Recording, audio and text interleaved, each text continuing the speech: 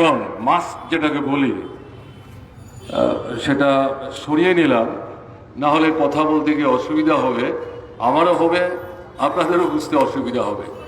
আমি আশা করব আপনারা আমাকে সহযোগিতা করবেন। এই সভার সভাপতি, মঞ্চে যারা আসীন আছেন বিশিষ্ট জনেরা, আপনারা যারা এই শীতের সন্ধ্যায় এই সভায় মিলিত হয়েছেন, আপনাদের মধ্যে যারা বয়োজ্যেষ্ঠ আছেন, শ্রদ্ধাভাজন মায়েরা, বোনেরা আছেন, ভাই এবং বন্ধুরা আছেন, সবাইকে প্রীতি শুভেচ্ছা অভিনন্দন জানাচ্ছি। এই সভার আয়োজন প্রশান্ত সুরের স্মৃতির প্রতি শ্রদ্ধা নিবেদনের জন্য এবং দেশের বর্তমান পরিস্থিতিতে প্রাসঙ্গিক যে বিষয়টি, মানুষের জীবনের মৌলিক সমস্যাগুলো সমাধানের জন্য বিকল্প দিতে পারে, দেখাতে পারে বামপন্থা, সেটাকে সামনে রেখেই এই আলোচনার ব্যবস্থা। আমি আমার কথা শুরু করার আগে প্রশান্ত সুরের স্মৃতির প্রতি গভীর শ্রদ্ধা নিবেদন করছি। তিনি বেঁচে থাকলে তার বয়স এখন ৯৮ হতো। আমাদের কলকাতা জেলার সম্পাদক মণ্ডলীর সদস্য সঠিকভাবেই বলেছেন।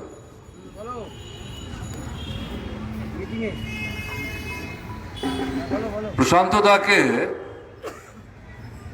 আমি আমার নিজের অভিজ্ঞতা থেকে বলছি। প্রথম ত্রিপুরাতে দেখবার আমার সুযোগ হয়।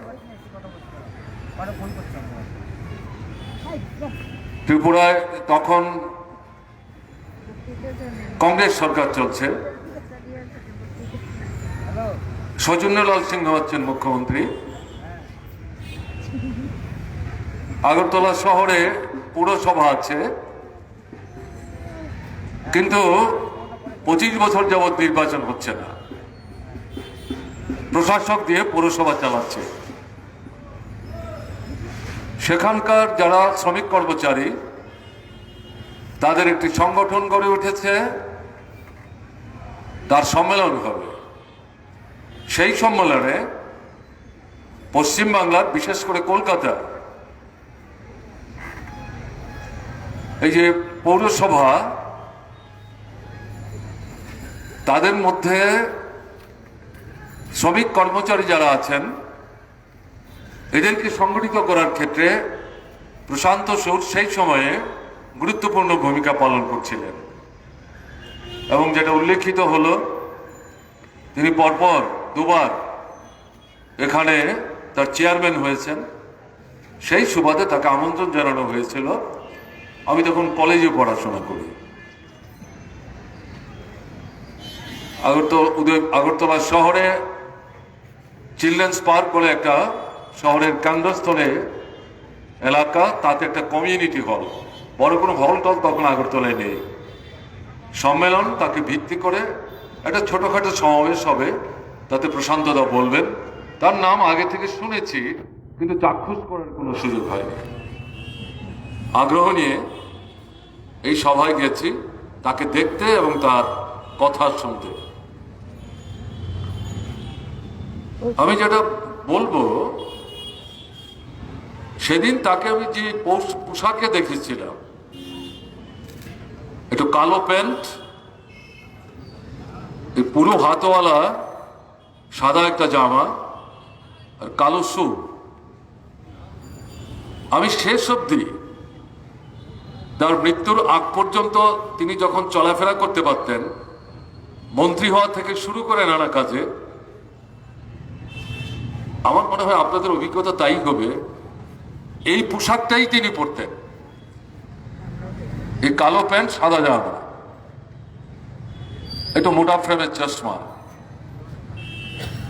আতিশয্য কিছু ছিল না, সরল জীবনযাত্রার একটা অন্যতম দৃষ্টান্ত। ভাষণ যা আমি সেদিন শুনেছিলাম, ভারী ভারী শব্দ তিনি ব্যবহার করেননি, কঠিন জটিলভাবে তত্ত্ব রাজনীতিকে উপস্থিত না করে আমাদের এই ত্রিপুরার বিশেষ করে আগরতলা শহরের নগরের যে শ্রমিক কর্মচারীদের সম্মেলনে তিনি গিয়েছিলেন, সম্ভবত আগে থেকে বিষয় সম্পর্কে একটু জেনে নেওয়ার চেষ্টা করেছেন, তাদের দৈনন্দিন জীবনের যে অভিজ্ঞতা, তার থেকে তাদের যে যন্ত্রণা, একে উপলব্ধির মধ্যে রেখে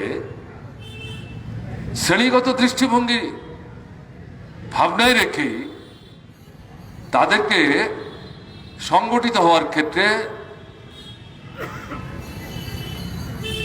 তিনি তার ভাষণে উজ্জীবিত করার চেষ্টা করেছেন এবং বারবার যে কথাটাতে জোর দেওয়ার চেষ্টা করেছেন যে শুধু আপনাদের সংগঠিত হলে চলবে না,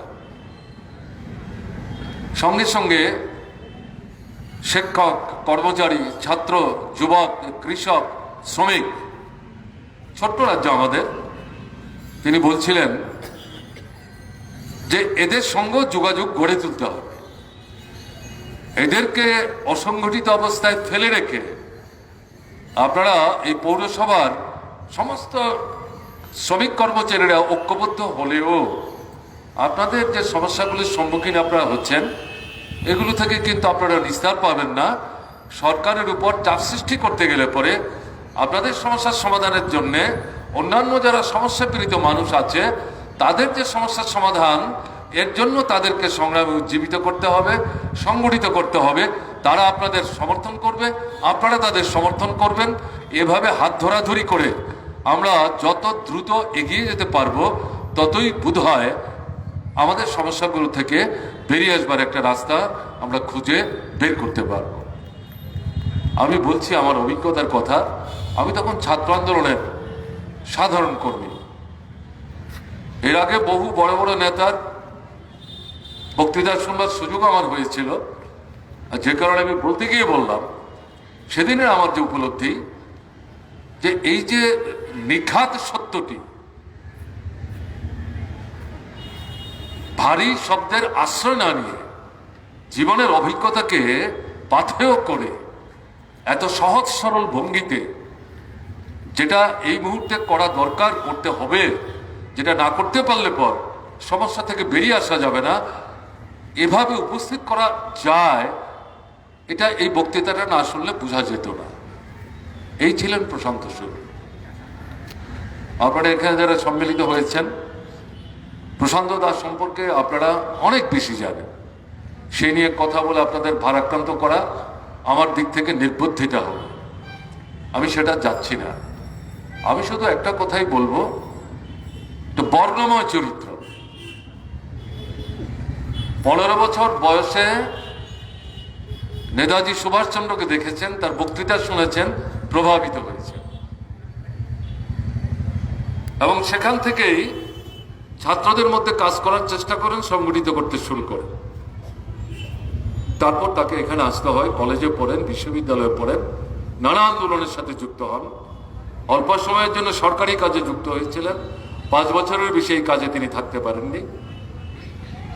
রেল আন্দোলন, খাদ্য দপ্তরের কর্মীদের আন্দোলন, অন্যান্য শিক্ষক কেরানি কর্মচারীদের আন্দোলন, যারা রিফিউজি হয়ে দেশভাগের কারণে ভারতবর্ষ এবং পশ্চিমবাংলায় আসতে বাধ্য হয়েছিলেন, তাদের স্থায়ী বসতি দেওয়ার যে কাজ এবং পরবর্তী সময়ে জনগণের নির্বাচিত প্রতিনিধি হিসাবে এই প্রধান কলকাতা শহর নগরীতে এবং পরে মন্ত্রী হিসাবে রাজ্যের উন্নয়ন অগ্রগতিতে তিনি বলা যায় নিরন্তর কাজ করে গেছে। নিজের স্বার্থ নিয়ে, সমস্যা নিয়ে ভাবতেন না। কিন্তু সবকিছুর মধ্যে প্রশান্তদার চরিত্রের মূল যেটা বৈশিষ্ট্য, সেটা হচ্ছে তার লক্ষ্য হিসেবে তিনি স্থির করে নিয়েছিলেন যে আমাদের ভারতবর্ষকে, স্বাধীন ভারতবর্ষকে একটা সুন্দর, সুস্থ, সুখী রাষ্ট্র হিসাবে যাতে আমরা গড়ে তুলতে পারি, দেশ হিসাবে যাতে আমরা গড়ে তুলতে পারি, তার জন্য আমাদের কাজ করতে হবে। এখানে অনাহারী মানুষ থাকবে না, অর্ধাহারী মানুষ থাকবে না, নিরক্ষর থাকবেন না, বাস্তবিকহীন মানুষ থাকবেন না, বিনা চিকিৎসায় কাতরাতে কাতরাতে মারা যাবেন, সড়কে পড়ে থাকবেন, এরকমটা থাকবে না। যার যতটা যোগ্যতা, দক্ষতা, তার ভিত্তিতে কাজ করবেন। ভিক্ষাবৃত্তি করে, উচ্চবৃত্তি করে কেন বেঁচে থাকবেন? মানুষ তার আত্মসম্মান, স্বাভিমান নিয়ে মাথা উঁচু করে দল, মত, ধর্ম, বর্ণ, সম্প্রদায় নির্বিশেষে যাতে বেঁচে বর্তে থাকতে পারেন, এরকম একটা ব্যবস্থা ভারতবর্ষের মধ্যে করবার লক্ষ্য নিয়ে তিনি কিন্তু তার সমস্ত জীবনটাকে এই শ্রেণী আন্দোলনই বলেন, গণ আন্দোলনই বলেন, তাতে উৎসর্গ করেছিলেন। শুরু হয়েছিল সাম্রাজ্যবাদ বিরোধী ব্রিটিশ তারাবার আন্দোলন, তার সাথে স্বাধীনতার আন্দোলন। সেখান থেকে পর্যায়ক্রমে একটার পর একটা স্তর অতিক্রম করতে গিয়ে তিনি উপলব্ধি করেছিলেন স্বাধীনতা আমরা অর্জন করেছি, রাজনৈতিক স্বাধীনতা অর্জন করেছি, কিন্তু অর্থনৈতিক যে সমস্যাগুলো, এগুলো যদি সুরাহা করা না যায়, তাহলে এই স্বাধীনতা প্রকৃত অর্থে মানুষের জীবনে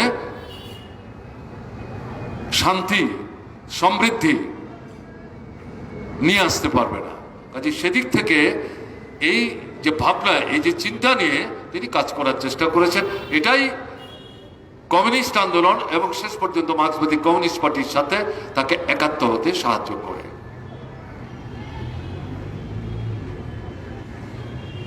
প্রশান্তদা আজকে আমাদের মধ্যে নেই, কিন্তু ভারতবর্ষে অবস্থা, ব্যবস্থাকে যেরকম একটা জায়গায় নিয়ে যাওয়ার জন্য তিনি শেষ দিন পর্যন্ত লড়াই করে গেছেন, সেই জায়গাটাতে আমরা ভারতবর্ষের মানুষ এখনো পৌঁছতে পারিনি। বরং বলা যায় এখন পরিস্থিতি দারুণ একটা জটিল অবস্থার মধ্যে এসে দাঁড়িয়েছে। বিশেষ করে গত 7 বছর যাবৎ আরএসএস এর নিয়ন্ত্রিত বিজেপি দলের সরকার চলছে দিল্লিতে, তারা দেশ শাসন করছে। 14 লোকসভার নির্বাচন যে প্রতিশ্রুতির ডালি নিয়ে উপস্থিত হয়েছিলেন, 19 লোকসভা নির্বাচনে গিয়ে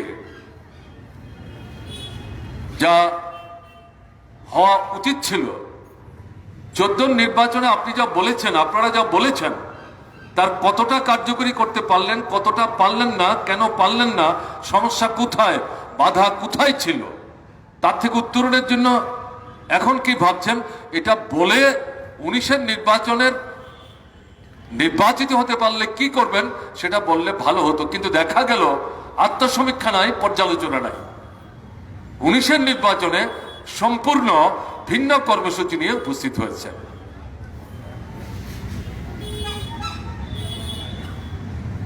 14 এবং 19 নির্বাচন কি বলেছেন, কি করেছেন, এখন কি করছেন, এই সবগুলোকে একটা জায়গায় নিয়ে এসে তার সার সংক্ষেপ যদি আমরা করি, তাহলে আমরা কি বলবো? নিউ লিবারাল ইকোনমিক পলিসি, নয়া উদারনৈতিক যে অর্থনীতি,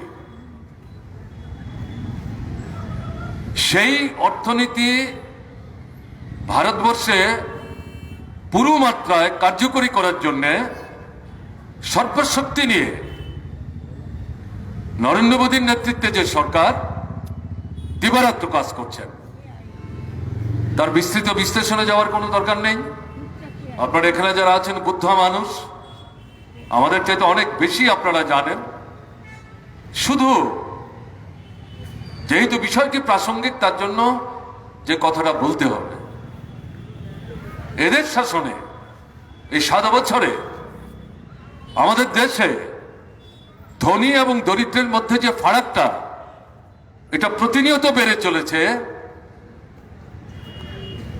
গরিব মানুষের সংখ্যা বাড়ছে, জীবন যন্ত্রণায় তারা বিধ্বস্ত হচ্ছেন, আর ধনীদের যে সম্পদ, তারা পাহাড়ের চূড়ায় উঠছেন। কিছুদিন আগে একটি সমীক্ষা, বেসরকারি সমীক্ষা, আজ থেকে দিন 10-12 আগে, তাতে দেখা গেল আমাদের দেশে এই মুহূর্তে সবচেয়ে বেশি আক্রান্ত যারা, তারা হচ্ছে শিশু, মায়েরা, বোনেরা এবং বয়স্ক নাগরিক যারা। শিশুদের মধ্যে 80% এরা রক্তাল্পতায় ভুগছে, সুষম খাদ্যের অভাবে তারা স্টান্টেড হয়ে যাচ্ছে। তার যে গ্রোথ, তার যে বৃদ্ধি, তার যে বিকাশ এই বয়সে হওয়া উচিত, সেটা হচ্ছে না। মায়েরা রক্তাল্পতায় ভুগছেন। মা যদি রক্তাল্পতায় ভুগেন, মায়ের বুকে দুধ কোত্থেকে আসবে? সেই দুধ শিশুর খাদ্য। সে মা যদি রক্তাল্পতায় ভুগেন, সেখানে দুধের সংকট হবে, এবং সেই শিশুর সুষম খাদ্য, প্রধান খাদ্য হচ্ছে মায়ের বুকের দুধ, এবং সেটার অভাবজনিত কারণে আমাদের শিশুরা স্টান্টেড হয়ে যাচ্ছে। এটা কিন্তু আমার কথা না। বয়স্ক যারা, তারা আপনার এই সুষম খাদ্যের অভাবে তার দেহের অভ্যন্তর থেকে প্রতিরোধী যে ক্ষমতা, মানুষ জন্মসূত্রে এই ধরনের একটা ইমিউনিটি নিয়ে জন্মায়, এটা অনেকটা প্রাকৃতিক। পরবর্তী সময়ে জন্মের পর যে পরিবেশের মধ্যে মানুষ বড় হয়, বেড়ে ওঠে, সেখান থেকেও ইমিউনিটি অর্জন করার জন্য কিছু বিষয় মানুষ তার নিজের অজান্তে আহরণ করতে পারে। তৃতীয় গুরুত্বপূর্ণ বিষয় যেটা, এই ইমিউনিটি ডেভেলপ করার জন্য তাকে সেই ধরনের সুষম খাদ্য গ্রহণ করতে হয়। এই সবটা মিলিয়ে মানুষের দেহে একটা প্রতিরোধী ক্ষমতা জন্মায়। এখন যে কোভিডের সমস্যা আমরা পড়েছি, তাতে প্রথম থেকে আজ অবধি ওয়ার্ল্ড হেলথ অর্গানাইজেশন থেকে শুরু করে পৃথিবীর বড় বড় স্বাস্থ্য বিজ্ঞানী, এমনকি আমাদের দেশেরও বড় বড় ডাক্তারবাবু যারা প্রতিষ্ঠিত, যারা স্বীকৃত, যারা, তারা সবাই মিলে যেটা বলছেন, যে কোভিডের চিকিৎসার কোনো ঔষধ তো আমরা এখনো নির্ধারণ করতে পারছি না। ভ্যাকসিন হতে সময় লাগবে। অনুমান নির্ভর সর্দি, কাশি, জ্বর, গা ব্যথা, এগুলোর কিছু ওষুধ আমরা দিচ্ছি, কিন্তু এগুলোকে কোভিডের ঔষধ যদি কেউ মনে করেন, ভুল করবেন। তারা দুটো পরামর্শ দিয়েছেন। একটা হচ্ছে এই যে মুখে ঢাকনি দিতে হবে, এটা এই ঠোঁট দুটো ঢাকলে হবে না, নাকটাও বন্ধ করতে হবে। একটু পর পর হাত ধুতে হবে, পরিষ্কার পরিচ্ছন্ন থাকার চেষ্টা করতে হবে, এবং জনভিড় এড়িয়ে চলতে হবে। যেখানে সেখানে থুতু ফেলা যাবে না। এটা হচ্ছে একটা দিক। আরেকটা দিক হচ্ছে, যার যতটাই সামর্থ্য আছে তার উপর ভিত্তি করে একটু ভালো খাবার নিতে হবে, প্রোটিনাস ফুড নেওয়ার চেষ্টা করতে হবে, ফল ইত্যাদি খেতে হবে।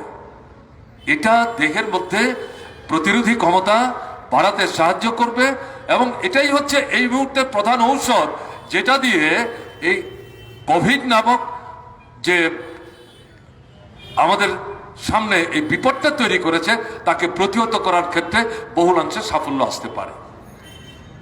তাহলে এই যে রিপোর্টটার কথা আমি উল্লেখ করলাম, তারা যা বললেন, শিশু, মা বোন এবং বয়স্ক মানুষ, এরা প্রত্যেকেই তো এই ইমিউনিটির সমস্যায় তারা ভুগছেন। কাদের হাতে সরকার? আরএসএস নিয়ন্ত্রিত বিজেপির হাতে সরকার। এই যে কোভিডটা হলো, বক্তৃতা হচ্ছে, পরামর্শ দেওয়া হচ্ছে, বিজ্ঞাপন ছাপা হচ্ছে, পরিযায়ী থেকে শুরু করে প্রায় 49 থেকে 52 কোটি মানুষ পরিযায়ী শ্রমিক। আপনাদের এই পশ্চিমবাংলা থেকে কোটি কোটি এরকম লোক বছরের একটা ভালো সময় অন্য রাজ্যে কাজের জন্য, খাদ্যের ব্যবস্থা করবার জন্য তাদের যেতে হয়। এরা কি করে বাঁচবেন? এর জন্য কোনো ব্যবস্থা নাই। লকডাউন হলো, পূর্ব প্রস্তুতি ছাড়া আকাশের তলায় তাদের এসে দাঁড়াতে হলো, শত শত কিলোমিটার হেঁটে আসতে হলো। দোকান বন্ধ, গাড়ি ঘোড়া বন্ধ, কারখানা বন্ধ, ঝাঁপ পড়ে গেছে, কাজ নাই, রোজগার নাই, বাজারে যেতে পারছেন না। তাহলে এই যে ইমিউনিটির প্রশ্নে খাদ্যের সম্পর্ক কিনবেন কোত্থেকে? এরকম একটা জায়গায় দাঁড়িয়ে আমরা বামপন্থীরা, মার্ক্সবাদী কমিউনিস্ট পার্টি প্রথম এই দাবি উত্থাপন করি। আগামী 6 মাস গুদামে খাদ্য জমে আছে, ইঁদুর বেড়ালে খাচ্ছে বিনা পয়সায়, এরকম যাদের ট্যাক্সও দিতে হয় না, রোজগার পাতি নাই, তাদের মধ্যে এটা বন্টন করো। আর 6 থেকে 7 মাস অন্তত এরকম পরিবারগুলোকে একসাথে করে ভেবে বেশি দিতে পারলে ভালো, ন্যূনতম অন্তত 7,500 থেকে 8,000 টাকা দাও। মানুষকে তো বাঁচাতে হবে। তাদের শ্রমে ঘামে সম্পদ তৈরি হয়। আমাদের উৎপাদনের যে দুটো গুরুত্বপূর্ণ জায়গা, একটা হচ্ছে গ্রামে গঞ্জে কৃষি, আর হচ্ছে কলে কারখানায় শ্রমিক যারা কাজ করেন, ওখানে কৃষকরা যারা কাজ করেন, তাদেরকে যদি বাঁচাতে হয় তাহলে এই দুটো গুরুত্বপূর্ণ কর্মসূচি নেওয়া দরকার। এই যে বাজেট আজকে যেটা উপস্থিত হলো, এই বাজেটও এই যে দুটো গুরুত্বপূর্ণ, এটা জাতীয় দাবি হয়ে গেছে, জাতীয় দাবি হয়ে গেছে। এবং এর সঙ্গে যেটা যুক্ত হয়েছে যে গ্রামের যে রেগা 200 দিন করে মজুরি বাড়া, শহরগুলোতে এই রেগার আদলে এরকম কাজ চালু করার ব্যবস্থা করো। মনে করার কারণ নেই, নগরীতে গরিব মানুষ বাস করে না, বস্তিতে কারা বাস করে? 100 জনের মধ্যে 80-85 জন এই পরিশ্রমের বিনিময়ে যা রোজগার করেন তা দিয়ে কোনো মতে আটপাটা খেয়ে বেঁচে থাকবার চেষ্টা করেন। তাদের যদি বাঁচানো না যায় তাহলে দেশের অর্থনীতি চুরমার হয়ে যাবে। এবারকার বাজেট যেটা আজকে উপস্থিত হলো, নানা কথার ফানুস ছড়ানো হলো। আমি আগরতলা এয়ারপোর্টে বসে টিভিতে দেখছিলাম, আমাদের বর্তমান যিনি অর্থমন্ত্রী, জওয়াহরলাল নেহরু ইউনিভার্সিটিতে ইকোনমিক্স নিয়ে পড়াশোনা করেন, বলেন ভালো, দলীয় বক্তব্য গুছিয়ে বলতে পারেন, কিন্তু বাজেট, গতবার বাজেটে যা বলেছেন, গতবার বাজেট থেকে এই বাজেটের মাঝখানে কোভিডের পরিস্থিতিতে প্রধানমন্ত্রী তার মন্ত্রিসভার সদস্যদের নিয়ে নানা কথা বলেছেন, কিন্তু কাজের কাজ কিছু করেননি। এই বাজেটের মধ্যে এই সম্পর্কে কোনো কথাবার্তা নাই। তাহলে এরকম একটা জায়গায় দাঁড়িয়ে আজকে পরিস্থিতিটা কি?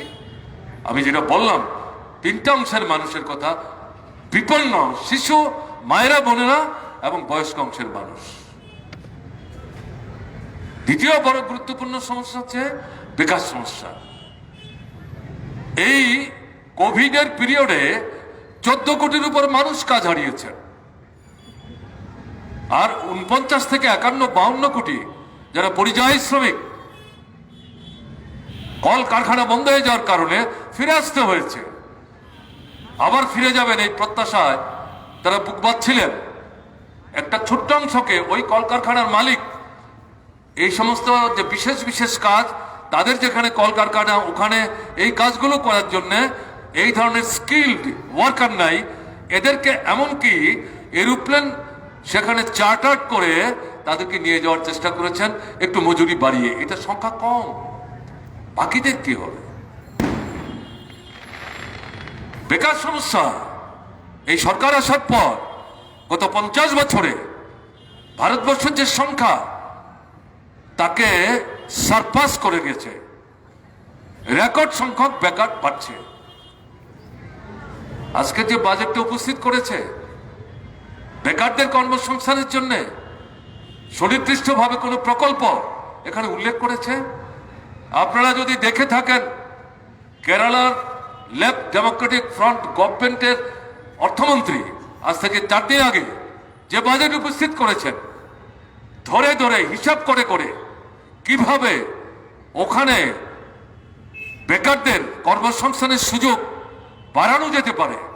পরিযায়ী হয়ে ওখানে যারা ফিরে আসছেন মধ্যপ্রাচ্য থেকে, এখন ফিরে যেতে পারবেন না, এবং তারা ওখানে যা রোজগার করতেন তার থেকে ভালো টাকা ভারতবর্ষে পাঠাতেন, তার অংশ কেরালাতে যেত, তাদের অর্থ ভান্ডারকে স্ফীত করতে সাহায্য করত। এরা এখন প্রায় বেকার। এদের কাজের সংস্থান কিভাবে করা যায় এই বাজেটের মধ্যে সুনির্দিষ্টভাবে উল্লেখ করেছেন। কই আমাদের কেন্দ্রের সরকার আজকে যে বাজেটটা উপস্থিত করেছেন তাতে তো এই নিয়ে কোনো কথাবার্তা নাই, আমার অন্তত চোখে পড়েনি। আমি এনডিটিভি দেখছিলাম, এই বাজেট উপস্থিত করার পর 10টা পয়েন্টে এই বাজেটকে প্রাথমিকভাবে মূল্যায়ন করতে গিয়ে যা বলেছেন তাতে তো বেকারদের সমস্যার কথা কিভাবে সমাধান ছড়াও হবে কিছু বক্তব্য নাই, কিছু বক্তব্য নাই। এরকম পরিস্থিতির সঙ্গে সঙ্গে শিল্পে সংকট এবং 40 থেকে 41টা দাবি লড়াই করে ব্রিটিশ শাসিত ভারতবর্ষ থেকে লড়াই করে করে আমাদের দেশের শ্রমিক শ্রেণী, সমাজে অংশের মানুষ যে অধিকারগুলি আদায় করেছিলেন সেই অধিকারগুলোকে এখন 4টা কোডের মধ্যে নিয়ে আসছে। এবং মূল লক্ষ্য হচ্ছে শ্রমিকদের অধিকার হরণ করা, মালিকদের স্বার্থ রক্ষা করা। শ্রমিক ধর্মঘট করতে পারবে না, দাবি জানাতে পারবে না, যেখানে কাজ করছে সেখানে তার যে সমস্যা, অস্বাস্থ্যকর পরিবেশ, কথাবার্তা বলতে পারবে না। মালিক যেমন খুশি তেমন ছাঁটাই করতে পারবে। সরকারের কাছ থেকে পূর্ব অনুমতির কোনো দরকার নেই। এটা সুযোগ করে দেওয়ার জন্য এই 40-41টা আইনকে সংকুচিত করে 4টা কোডের মধ্যে ঢুকানো হয়েছে। এই 7 দফা 8 দফা যে দাবি নিয়ে 10টা ন্যাশনাল ট্রেড ইউনিয়ন, অনেকগুলি ফেডারেশন, তারা এর আগ পর্যন্ত 18টা 19টা ধর্মঘট করেছেন কলে, কারখানায়, কর্মস্থলে। এই লাস্ট যেটা করলেন 26শে নভেম্বর, সেটা ছিল ভারত বন্ধ। আরো এক ধাপ এগিয়ে তাতে অন্যতম ছিল এই কোড আমরা মানি না, এটা প্রত্যাহার করতে হবে। তাহলে এরা আক্রান্ত হচ্ছেন, কার সুযোগ করে দিচ্ছেন? আর এই যে 3টা ফার্ম বিল অ্যাক্ট হলো, প্রথম অর্ডিন্যান্স হলো, তারপরে এই কোভিডের সুযোগ দিয়ে গোটা ভারতবর্ষকে জেলখানায় পরিণত করে কথা বলার অধিকার, মত প্রকাশের স্বাধীনতা, সমবেত হওয়া, দাবি উত্থাপন করা, সমস্ত কিছুকে পায়ের তলায় চেপে রেখে আইনে পরিণত করল। আমাদের যে সংবিধান তাতে যে গণতন্ত্রের কথা বলা হয়েছে তার অন্যতম গুরুত্বপূর্ণ কথা হচ্ছে সংসদীয় গণতন্ত্র। সেই সংসদীয় গণতন্ত্র তার যে গুরুত্বপূর্ণ বিষয়, এই সংসদ, এগুলোকে আমরা আইনসভা বলি। কেন্দ্রের ক্ষেত্রে লোকসভা, রাজ্যসভা, আর রাজ্যের ক্ষেত্রে বিধানসভা, বিধান পরিষদ। লোকসভা 5 বছর পর পর শেষ হয়ে যায়, নতুন করে তৈরি করতে হয়। কিন্তু রাজ্যসভা এটা নতুন করে তৈরি করতে হয় না, এটা চলতে থাকে 6 বছর পর্যন্ত। একজন সদস্যের মেয়াদ প্রতি 2 বছর পর পর তার একটা ভালো সংখ্যক সেখানে সদস্য নতুন করে সেখানে অন্তর্ভুক্ত হয়। পার্লামেন্টে কোনো আইন পাশ হলে পর রাজ্যসভায় যতক্ষণ পর্যন্ত এই আইনটা পাশ না হয় রাষ্ট্রপতি তাতে স্বাক্ষর করতে পারেন না। বিজেপি তার সাংসদদের নিয়ে পার্লামেন্টের সংখ্যা বেশি পাশ করিয়ে নিয়েছে। এই 3টা বিল আইনে পরিণত করার জন্য যখন রাজ্যসভায় গেল, হিসাব করে তারা দেখেছে বিরোধীরা যদি একটা জায়গায় আসে তাহলে বিজেপি তার সঙ্গেও যারা আছেন তাদের নিয়ে ভোটাভুটি করলে পরে জিততে পারবে না। তাই বিরোধীদের কণ্ঠ স্তব্ধ করে ওয়াচ অ্যান্ড ওয়ার্ড দিয়ে এদের ঘেরাও করে রেখে এর আগে 2-3 বামপন্থী সাংসদকে সেখানে সাসপেন্ড করে রাজ্যসভায় ঢুকতে না দিয়ে ভোট চাই, ডিভিশন চাই, একজনও যদি বলেন আমি ভোট চাই, আমাদের সংসদীয় নিয়ম অনুযায়ী ভোট করতে হবে, এই দাবি করা সত্ত্বেও এটাকে না মেনে হই হুল্লোড়ের মধ্য দিয়ে এই বিল আইনে পাশ করিয়ে নিয়েছে। এই 3টা আইনের মূল কথা কি? কৃষক উৎপাদক তারা ফসলের ন্যূনতম মূল্য পাবে না। এখন পাচ্ছেন, ঘটনা তা না। ভারতবর্ষের কয়েকটা রাজ্যে ফসল যখন আসলে বিক্রির সময়, মৌসুম, সেই সময় সরকার থেকে কিনতে যায় না, কয়েক মাস পরে কিনতে যায়। গরিব কৃষক, মাঝারি কৃষক ধার দেনা করে চাষ করেন, পাওনাদার অপেক্ষা করেন কখন সরকার আসবে, কিনবে, পয়সা আসবে, তারপরে তিনি অপেক্ষা করতে রাজি না, আর তার পরিবারের লোক খেয়ে পড়ে বাঁচতে হবে।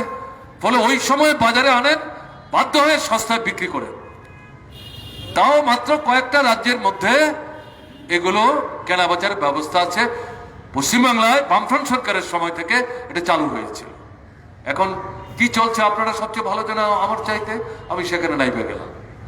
এখন এই যে আইন, 3টার মধ্যে একটা আইন, তাতে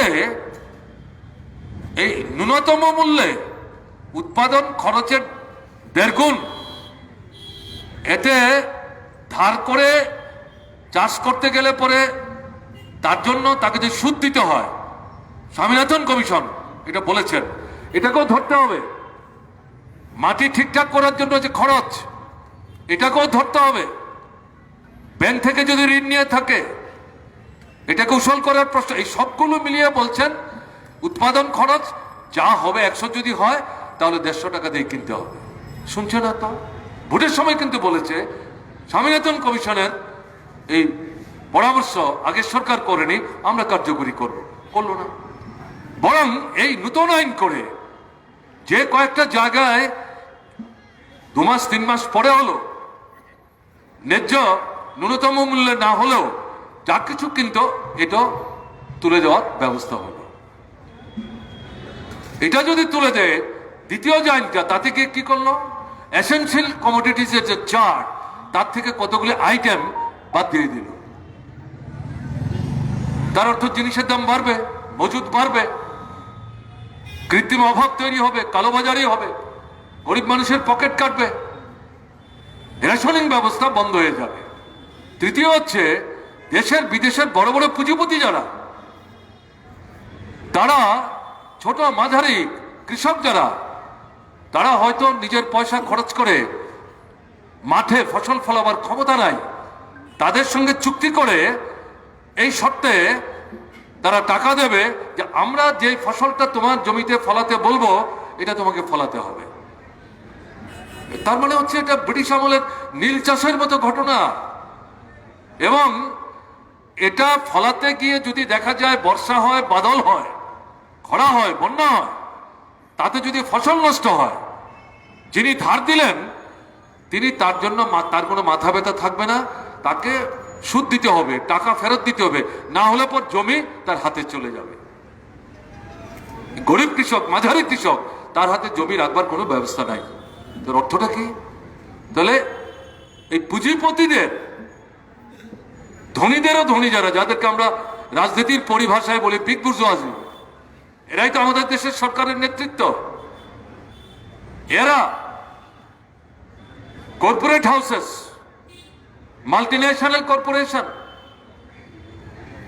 এবং ব্যাংক পুঁজি, শিল্প পুঁজির সংমিশ্রণে যে ফিনান্স ক্যাপিটাল যেটাকে বলি, যেটা গোটা পৃথিবীর অর্থনীতির বাজারকে নিয়ন্ত্রণ করার চেষ্টা করছে, বিশেষ করে পুঁজিবাদী দুনিয়া, এদের স্বার্থ রক্ষা করবার জন্য এই 3টা আইন তৈরি করেছে, যেটা সর্বনাশ হয়ে যায়।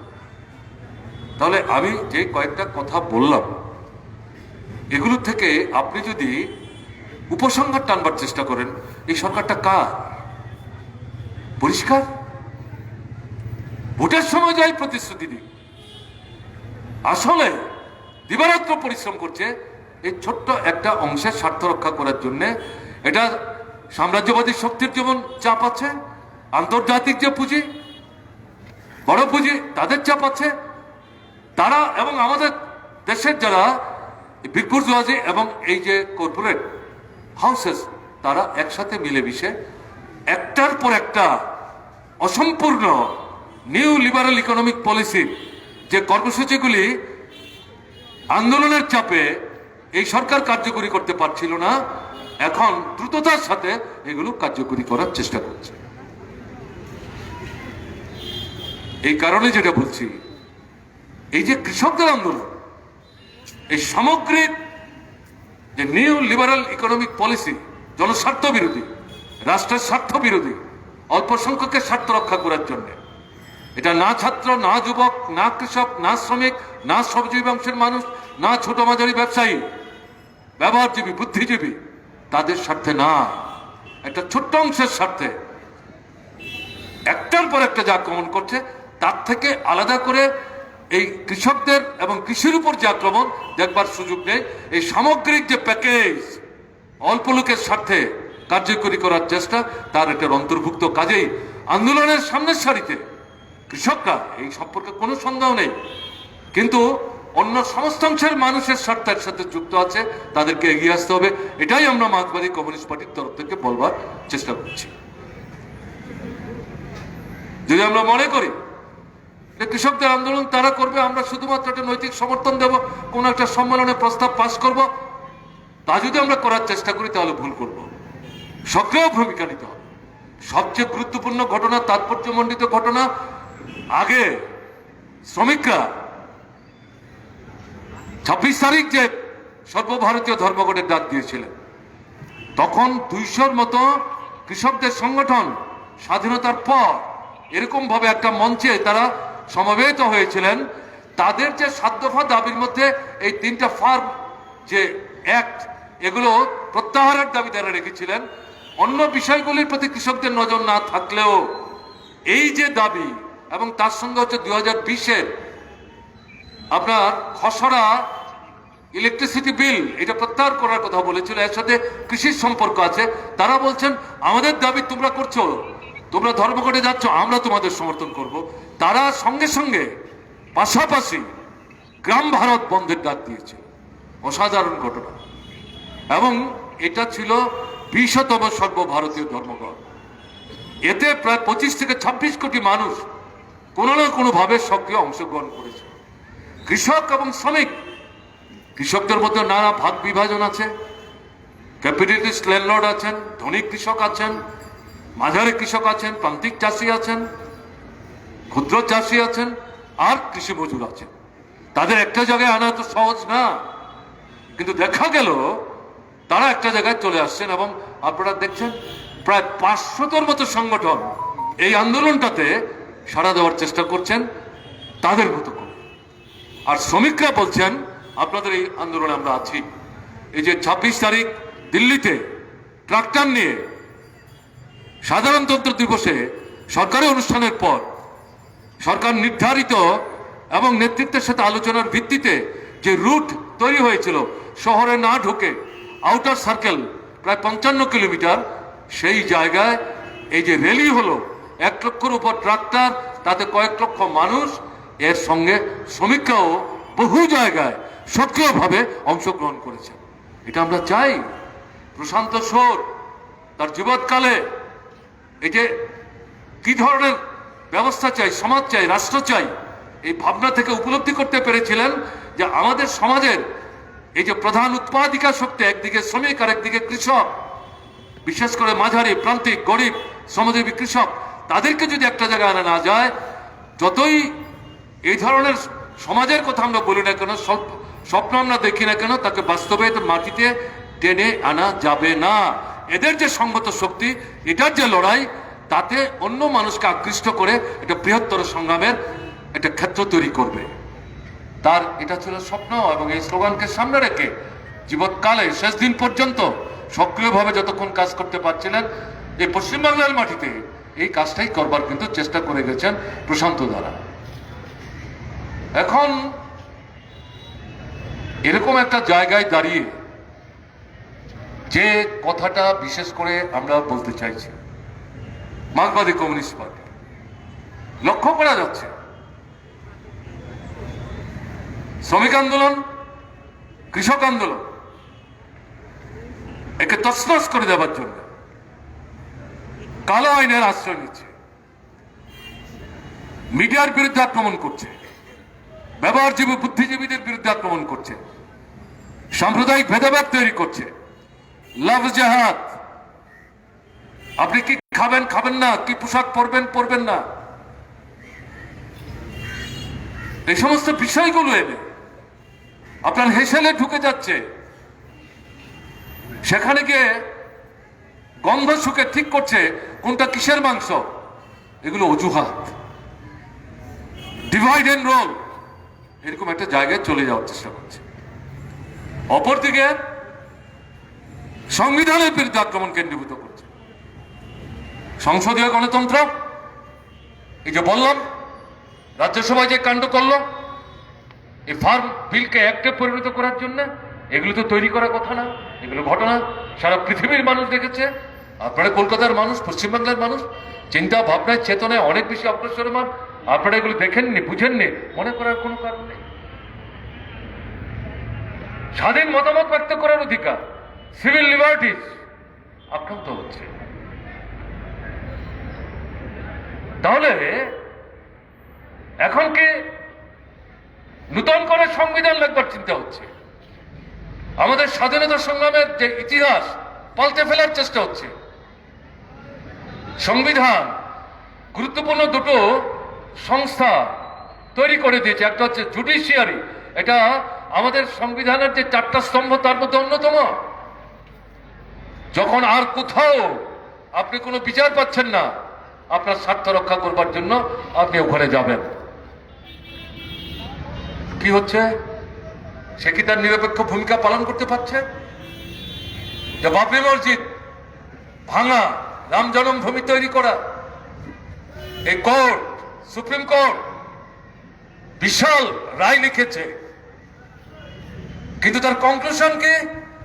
যারা ভাঙলেন তারা যে দাবি করলেন, যেহেতু আমাদের দেশের জনসংখ্যার মধ্যে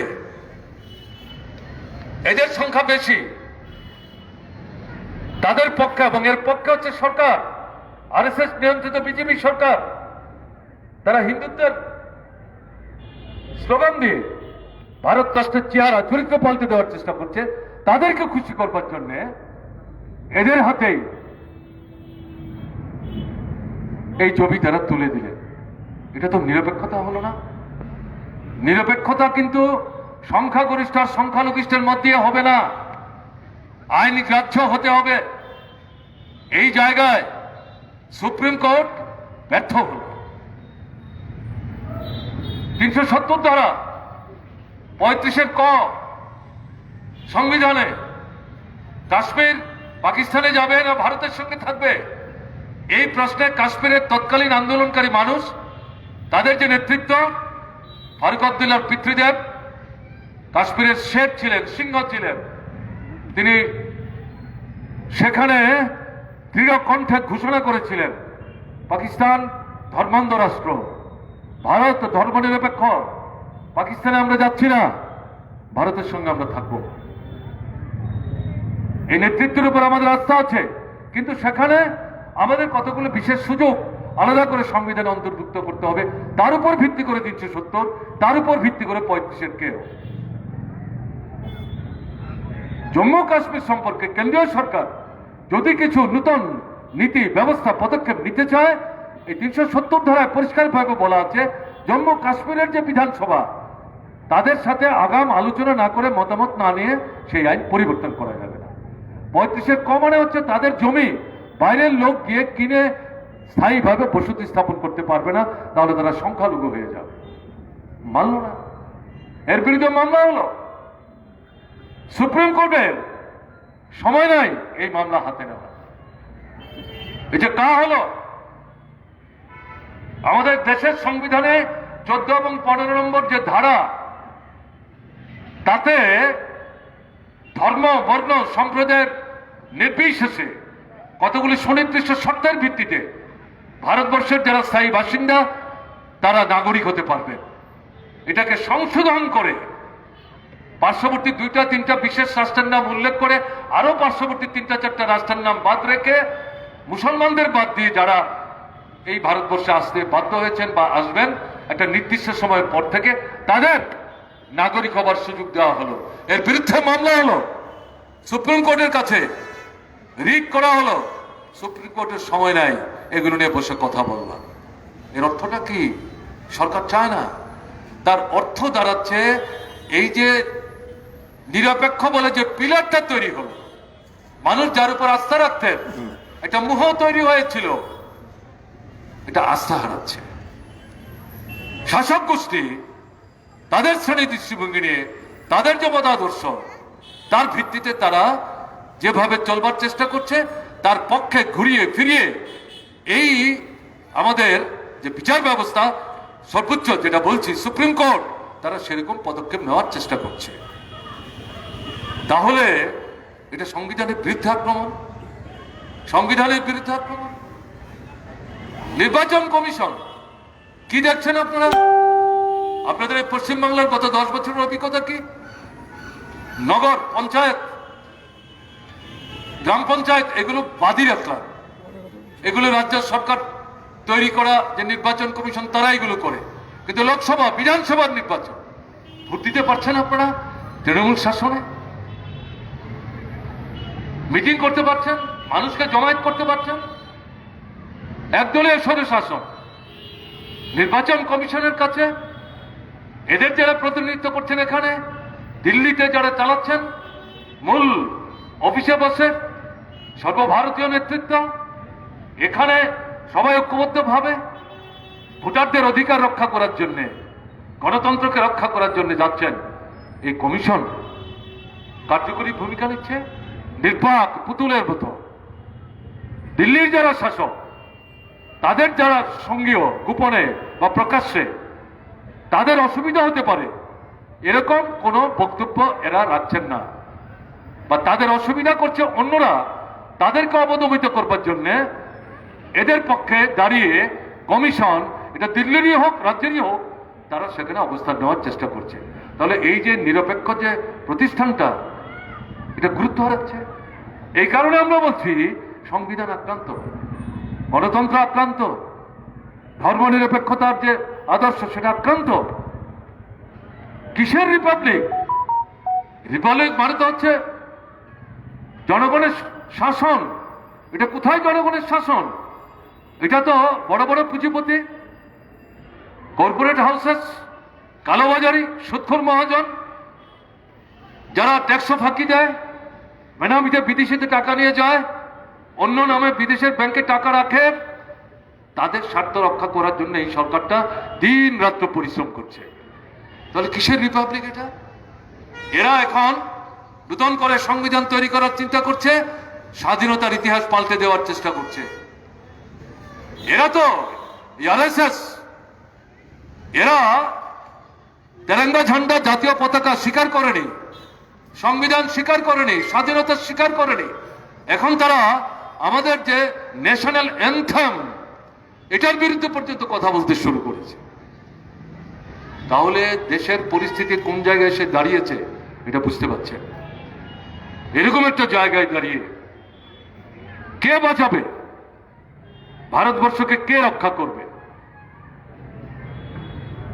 পশ্চিমবাংলায় আগামী কিছু 2-3 মাস পর আপনাদের বিধানসভা নির্বাচন হবে। এই পরিস্থিতিতে 10 বছর আগে বিধানসভার নির্বাচনে বামফ্রন্ট সরকারকে হটিয়ে আপনারা তৃণমূল সরকার তৈরি করেছেন।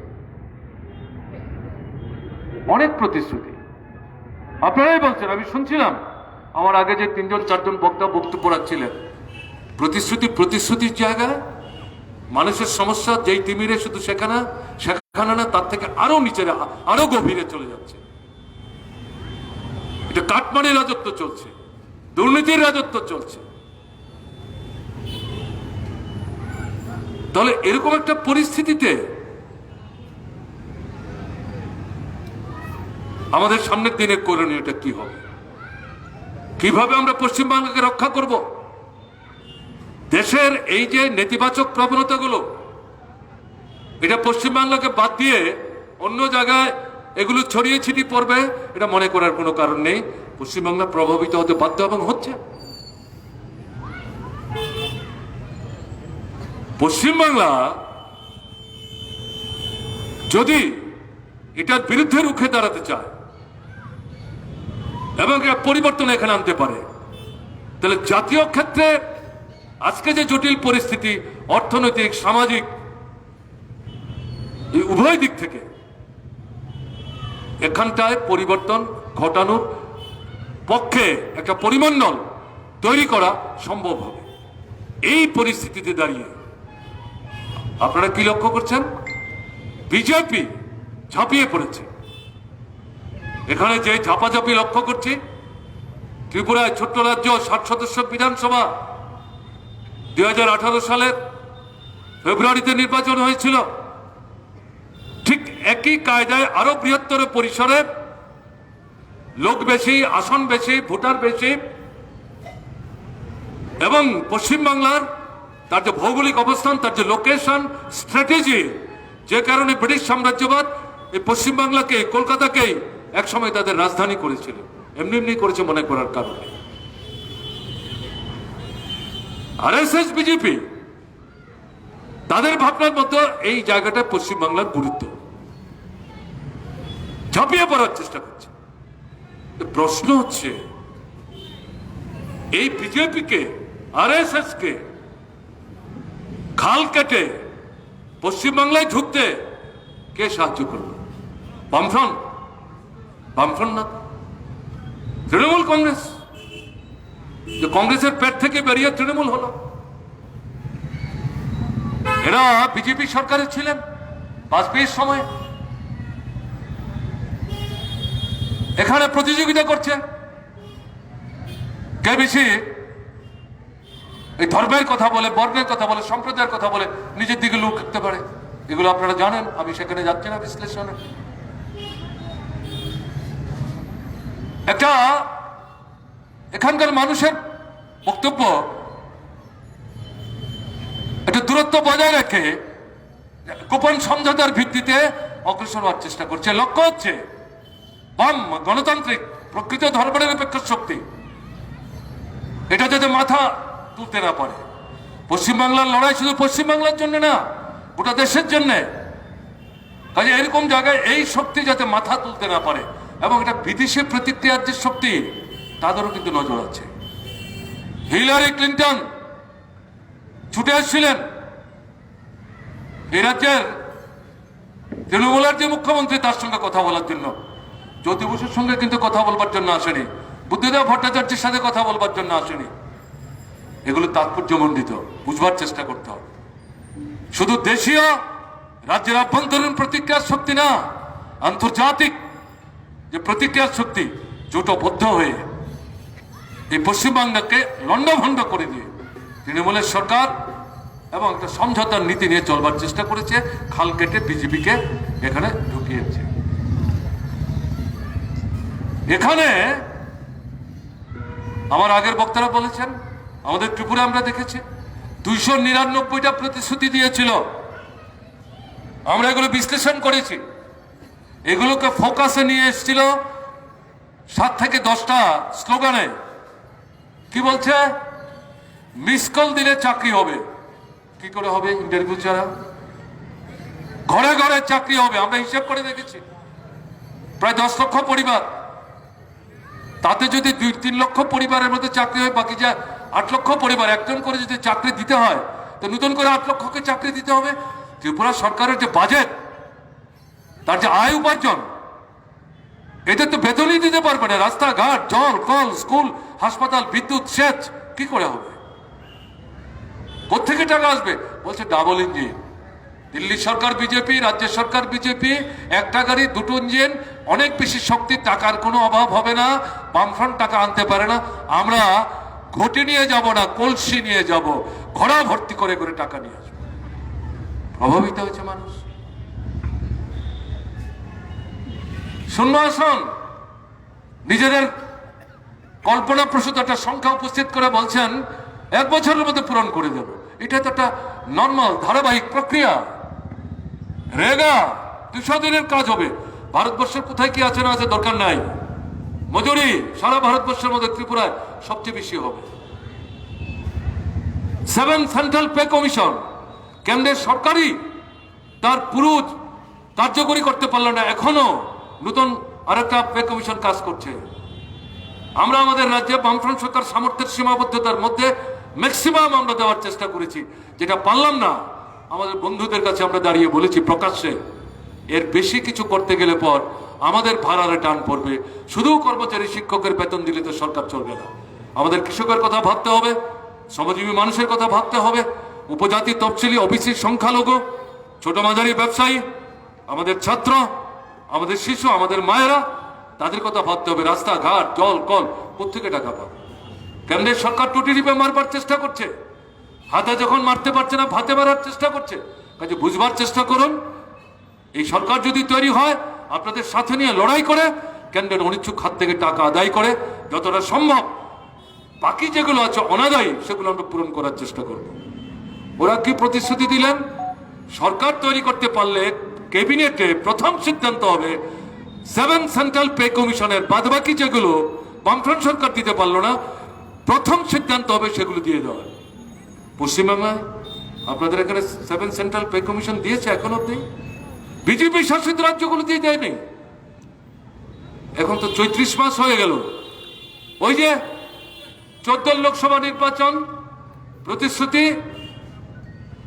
আর ফিরে তাকাচ্ছে না, 19 লোকসভা নির্বাচন প্রতিশ্রুতির দিকে ফিরে তাকাচ্ছে না। আমাদের ত্রিপুরায় এরাও যে প্রতিশ্রুতিগুলি দিয়েছিল ফিরে তাকাচ্ছে না। যে নেতারা বক্তৃতা করেছেন কোমর ঘুরিয়ে ঘুরিয়ে যে মিস কল দিলে চাকরি, শূন্যপদ 1 বছরের মধ্যে পূরণ হয়ে যাবে না, 7 সেন্ট্রাল পে কমিশন প্রথম সিদ্ধান্ত হবে। তারা যখন প্রেস মিট করছেন তাদেরকে যখন প্রশ্ন করে বলো এগুলো তো ভোটের সময় বলতে হয়, এগুলি জুমলা। জুমলা মানে কি? গাধাকে মাইলের পর মাইল হাঁটাবার জন্য মুখ থেকে 1 বিঘত দূরে আপনার কাঠিতে সুতায় মূলো বেঁধে ঝোলানো, হাঁটলে মনে করছে গাধা যে এই মূলাটা বোধহয় পাওয়া যাবে। এরাই ব্যাখ্যা করে বলেছে যে এগুলো হচ্ছে ভোটের সময় জুমলা। আপনাদের এখানে আজকে যে বাজেট প্লেস করলো, আমি দেখছিলাম যে 4টা রাজ্যে নির্বাচন হবে আগামী এপ্রিল মে মাসে।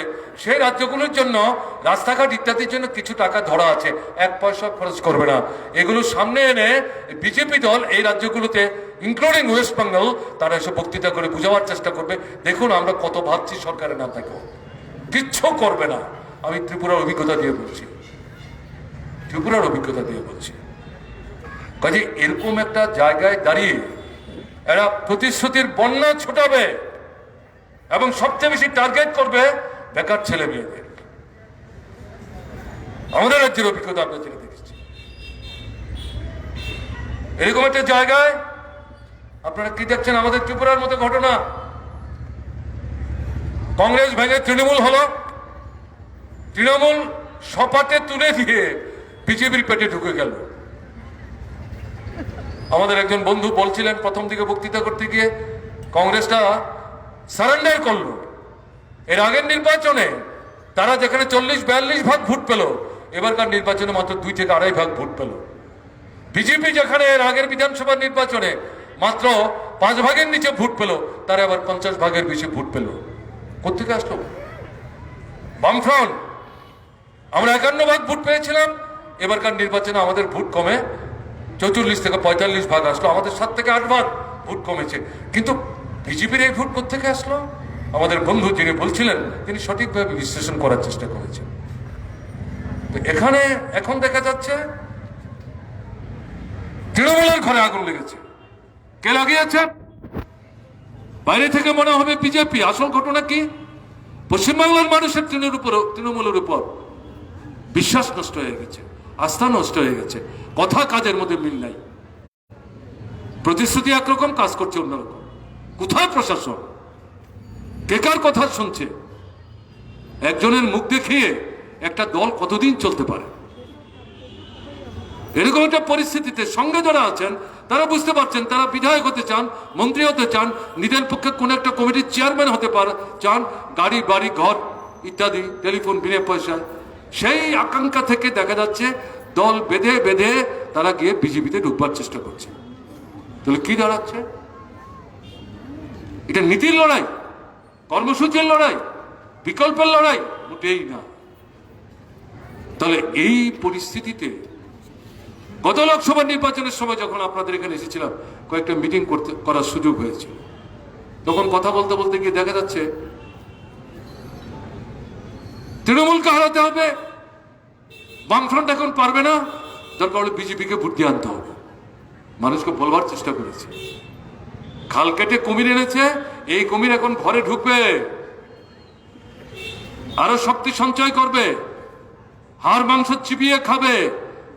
এই সর্বনাশ হওয়ার সুযোগ করে দেবেন না, ভুল করবেন না। আপনাদের 2 মাস 3 মাস পরে ভোট, এরকম একটা জায়গায় দাঁড়িয়ে এই যে সভা, তাতে যে আপনারা আলোচনার বিষয়বস্তু ঠিক করেছেন, প্রসাদ তার প্রতি শ্রদ্ধার নিদর্শন হিসাবে, তাতে যেটা বলছেন বিকল্প, এটাই বিকল্প। বিজেপি তৃণমূল মৌলিক শ্রেণীগত দৃষ্টিভঙ্গির দিক থেকে কার্যক্রমের ক্ষেত্রে ডিগ্রির ফারাক। কাজে এরকম জায়গায় বিকল্পের পথ কে দেখাচ্ছে? পার্লামেন্টের সংখ্যা যত কমই হোক, ভারতবর্ষের বিভিন্ন রাজ্যে বামফ্রন্ট সরকার নাইবা থাকলো, একটা কেরালার বাম গণতান্ত্রিক ফ্রন্টের সরকার সারা দেশের সামনে বিকল্প উপস্থিত করছে। এই গত 5 বছরের মধ্যে একটার পর একটা প্রাকৃতিক দুর্যোগ থেকে শুরু করে এই যে প্রকৃতির হিংস্রতা, এই কোভিড, তাকে মোকাবেলা করতে গিয়ে এই সরকারটা যে বিকল্প পথ অবলম্বন করা করার চেষ্টা করছে, সারা দেশের সামনে বিকল্প। আন্তর্জাতিক স্তরে ওয়ার্ল্ড হেলথ অর্গানাইজেশন দুহাত তুলে তাদেরকে অ্যাপ্রিসিয়েট করছেন, এবং বাজেটের কথা আমি উল্লেখ করব। তারা বিকল্প দেখাচ্ছে। পার্লামেন্টের ভেতরে, পার্লামেন্টের বাইরে সংখ্যা কম থাকলেও এই কয়েকজন হাতে গোনা, কিন্তু তারা 90-95 জন মানুষের স্বার্থে, শ্রমিক, কৃষক, কর্মচারী, ছাত্র, যুবক, উপজাতি, তফসিলি, ওবিসি, সংখ্যালঘু, ছোট মাঝারি ব্যবসায়ী, আমাদের সমাজের 100 জনের মধ্যে 85 থেকে 90 জন তাদের স্বার্থে ওখানে যেমন লড়াই করে, বাইরে লাল ঝান্ডা নিয়ে লড়াইটা তারাই করছেন। দেখবেন গত বছর 1.5 আগেও বড় বড় মিডিয়া, যেগুলো বড় বড় পুঁজিপতিরা নিয়ন্ত্রণ করেন, প্রায় 95 থেকে 98%, তাদের তরফ থেকে বামপন্থী ফ্রন্ট, বিশেষ করে মার্ক্সবাদী কমিউনিস্ট পার্টির সামনের সারির নেতৃত্বের কাছে প্রশ্ন করতেন, আপনারা তো রেলিভেন্স হারিয়েছেন। কারের কথা বলছেন? পার্লামেন্টে কোথায়? পশ্চিমবাংলা নাই, ত্রিপুরাও চলে গেল, সবেদন নীলমণি, কেরালা। কি হবে আপনাদের? আপনারা তো মুছে যাবেন। এখন কিন্তু এই কথা আর বলে না। 5 জন 95 জন মানুষের জন্য লোকসভায়, রাজ্যসভায় লড়াই করে, বাইরের কোটি কোটি মানুষের জন্য, শ্রমিক বলুন, কৃষক বলুন, ক্ষেত মজুর বলুন, দিনমজুর বলুন, ছাত্র বলুন, যুবক বলুন, শিক্ষানীতি বলুন, কর্মসংক্রান্ত নীতির বলুন, মায়েদের বোনেদের স্বার্থ লাল ঝান্ডা নিয়ে লড়াই করছে সামনের সারিতে মার্ক্সবাদী কমিউনিস্ট পার্টি, বামপন্থীরা। কাজেই এই যে জায়গাটায় ভারতবর্ষকে নিয়ে যাওয়ার ক্ষেত্রে পশ্চিমবাংলার বামফ্রন্ট সরকার, এখানকার বামপন্থী আন্দোলন একটা গুরুত্বপূর্ণ ভূমিকা নিয়েছে। 10 বছর হলো, 7 বছরের বিজেপি সরকার দেখলেন 2 মাস পর গুরুত্বপূর্ণ সিদ্ধান্ত নেওয়ার মুখে আপনারা। এই পরিস্থিতিতে কোনটা বিকল্প, এটা নতুন করে বলতে হবে। আগে সরকার দেখেছেন, বামফ্রন্ট সরকার দেখেছেন, তৃণমূল সরকার দেখেছেন, বিভিন্ন রাজ্যে রাজ্যে বিজেপির সরকার দেখছেন, আমি তো ত্রিপুরার কথা বললাম, দিল্লি সরকার দেখছেন, এবং দেখবেন ওরা স্লোগান দেবে, কংগ্রেস দেখেছেন, বামফ্রন্ট দেখেছেন, তৃণমূল দেখেছেন, একবার আমাদের দিয়ে দেখুন না। তা আমরা পশ্চিমবাংলায় না হয় আপনাদের দিয়ে দেখিনি, কিন্তু গোটা দেশ আপনাদের দেখছে। আমরা তো পশ্চিমবাংলা দেশের বাইরে না। আপনারা কি করছেন? ভারতবর্ষের অধিকাংশ রাজ্যগুলোতে এখন আপনারাই সরকার চালাচ্ছেন। ভোটে হারলেও জাদুমন্ত্র বলে আপনারা সেই বিধানসভা দখল করে আপনারাই মন্ত্রিসভা তৈরি করছেন, এগুলো আমরা দেখছি তো। কাজে আপনাদের দিলে পরে কি করবেন এখান থেকে বুঝতে আমাদের অসুবিধা হয়। এই জবাব যদি দিতে না পারেন, শুধু শুনে আসবেন, বাড়িতে বসে দ্বিধা দ্বন্দ্বে ভুগবেন, তাহলে কিন্তু নিজের পেয়ে নিজেরা কুরুল মারবেন। তাই এরকম একটা জায়গায় দাঁড়িয়ে যেটা বলবো, বিকল্প কি? বিকল্প আজকের পরিস্থিতিতে বামপন্থী শক্তি, ধর্মনিরপেক্ষ শক্তি, গণতান্ত্রিক শক্তি, তাদেরকে সম্মিলিত করা।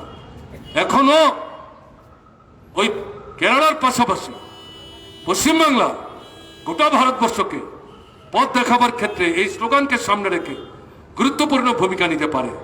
সামনের যে নির্বাচন, এই স্লোগানকে সামনে রেখে ভোটের বাক্সে তার প্রতিফলন ঘটাবার জন্যে গ্রামে গঞ্জে শহরে নগরে পাড়ায় পাড়ায় ঘরে ঘরে মানুষ বুঝতে পারে তার জীবনের যে চাক্ষুষ অভিজ্ঞতা, সেই অভিজ্ঞতা সংজাত বিষয়কে সহজ সরলভাবে মানুষের কাছে উপস্থিত করে সবিনয়ে, আত্মম্ভরিতা না, সবিনয়ে এখনো যদি কারোর কাছে গেলে পর আগের সরকারের সময়ে আমাদের কিছু ভুল ত্রুটি, আমাদের নেতৃত্বের কর্মীদের কিছু ভুল ত্রুটি, এগুলো যদি ধরিয়ে দেওয়ার চেষ্টা করে মাথা পেতে স্বীকার করতে হবে।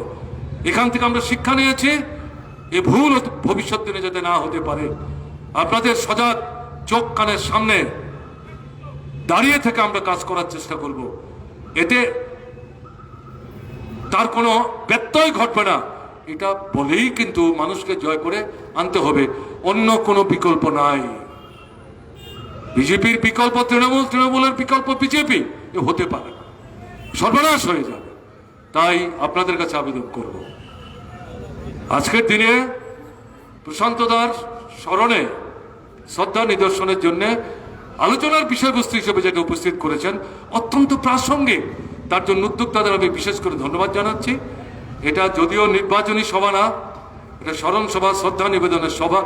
বিষয়বস্তুটা যেভাবে এসছে, এই নির্বাচন প্রসঙ্গটা চলে আসছে, উপায় ছিল না, আমি এভাবে কথা বলার জন্য প্রস্তুত ছিলাম না, কিন্তু যেভাবে বিষয়টা চলে এসছে এই কথাগুলো আমাকে বলতে হয়েছে।